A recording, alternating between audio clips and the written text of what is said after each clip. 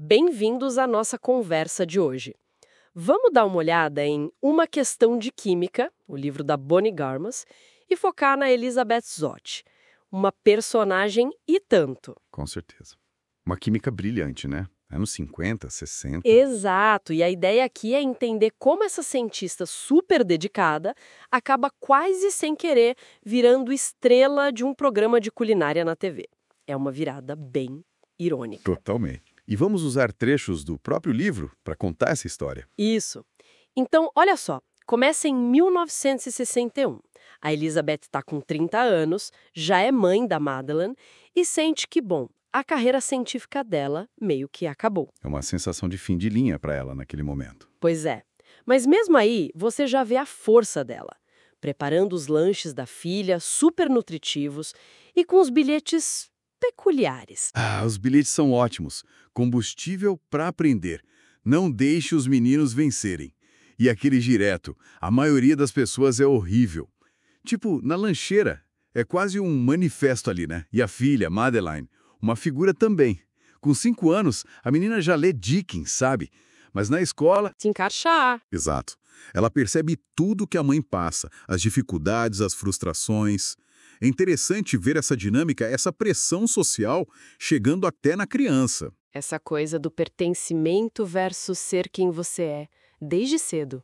E o paradoxo é que essa Elizabeth, que se sentia invisível na ciência, vira uma pessoa super famosa na TV com o programa Hora do Jantar. Como assim? Pois é, como isso foi acontecer? A origem é um incidente, assim, quase do dia a dia. Conta aí. A Elizabeth descobre que a filha de um tal Walter Pine, um produtor de TV, estava comendo o almoço da Madeleine. Ah, Amanda. Isso, Amanda.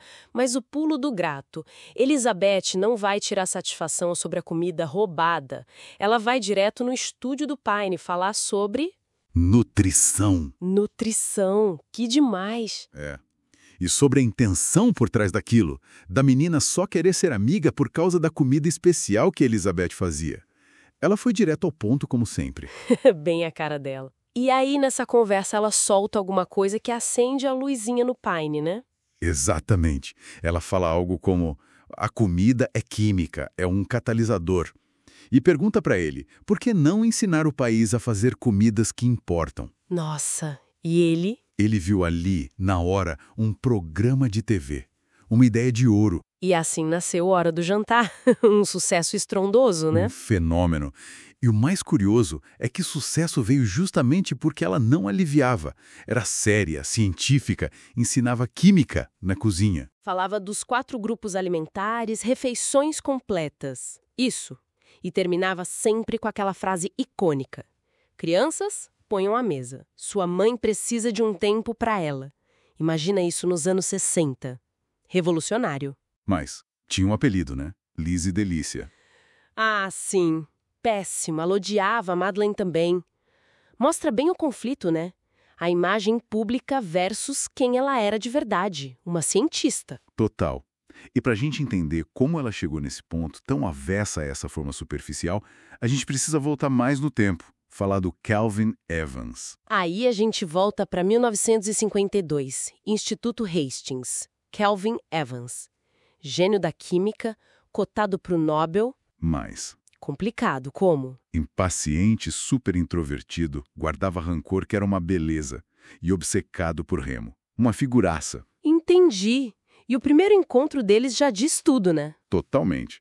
Ela precisa de Beckeris, entra no laboratório dele, mesmo com avisos para não entrar. Ignora tudo. Ele, sem nem olhar, trata ela como se fosse a secretária. Deixa aí na mesa. Algo assim. E ela? Ela pega os Beckeris que precisava e sai. Simples assim. Determinação pura. Adoro. Mostra quem ela é desde o início. Tem outro episódio marcante e constrangedor no teatro. Ah, sim. O incidente do vômito. Pois é, o Calvin passa mal num encontro com outra pessoa e acaba vomitando. Bem Elizabeth. No saguão. Que situação. Mas o interessante é que ela ajuda ele, sem nem saber direito quem era, sem reconhecer do laboratório. E é isso que leva a uma conversa de verdade depois. No refeitório, né? Ali ela conta mais sobre o trabalho dela. É a pesquisa sobre a abiogênese, a origem da vida, e todos os obstáculos. O machismo, óbvio, no instituto, a política interna. Falta de verba, o chefe dela, o Donati, tirando ela do projeto principal. Exato. E ela até menciona, meio por cima, um caso de assédio na UCLA com um orientador. Um histórico bem pesado de barreiras. Nossa, e como o Kelvin reage a isso tudo? Aí entra a discussão sobre o sexismo na ciência. A primeira reação dele é meio ingênua. Por que a gente não ia querer mulheres na ciência? Tipo, para ele não fazia sentido. Para quem está numa posição de privilégio, talvez seja mais difícil enxergar, né? Pode ser. E a Elizabeth explica na lata. Metade da população sendo subutilizada, falta de respeito, de oportunidade. E o conselho dele? Não jogue o jogo deles. Seja mais esperta. Algo assim, né? É, um conselho talvez simplista para a realidade dela, mas ele oferece algo prático. Uma solução meio heterodoxa? Isso. Usar a pesquisa secundária dela sobre ácidos polifosfóricos como uma espécie de fachada, para ela poder continuar o trabalho principal dela, da biogênese, escondido do Donati. Só que impõe condições, relação estritamente profissional, nada mais.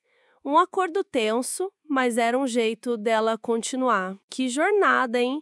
Então, resumindo, a história da Elizabeth é sobre resiliência, né? Lutar contra tudo e todos, muita resiliência. E mostra essa tensão constante, o talento dela versus o que esperavam de uma mulher na época. E como as coisas acontecem no jeito que ninguém espera, ela acaba tendo uma influência enorme, mas por um caminho totalmente diferente do que ela queria. Exatamente. E isso faz a gente pensar, né? O quanto nosso talento, nossa paixão, podem realmente seguir o caminho que a gente quer? Ou será que as estruturas sociais, os preconceitos, acabam sempre desviando, limitando? É uma boa pergunta. E talvez essas formas meio tortas, não convencionais de navegar o sistema, como ela fez com a TV, no fim das contas gerem um impacto que a gente nem imaginava, mesmo sem planejar. Pode ser. Um impacto inesperado, mas talvez até mais profundo, né? Fica aí a reflexão.